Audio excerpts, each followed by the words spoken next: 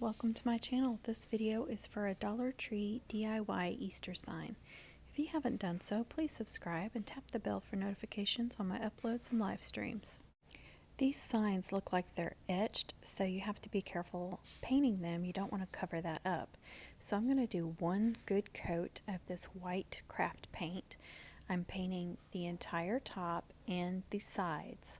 And once it dries, I'll see what it looks like and make sure that you can still see that writing. I know if I do a bunch of coats, I'm going to end up covering that up, and I don't want to do that. So I'm going to try one coat and see how it turns out.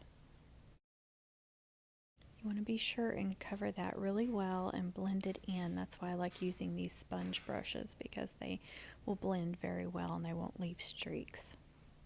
I haven't tried it yet, but I would like to stain one of these and see how it would turn out. I think it would look really good. Once that dries, I'm going over it with this clear enamel just to help protect it. You do have to be careful about where you put these MDF signs, because if you leave them out where they get rained on, it is going to ruin it anyway. But so you want to keep it on like a covered porch or something if it's going on a wreath. But this will help against, the elements and the heat and stuff.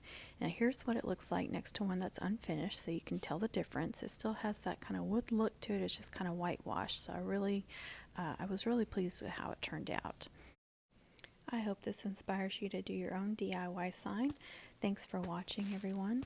Don't forget to subscribe, tap the bell for notifications, comment, share, like. Please be kind with your comments, and don't forget to be kind to others. God bless.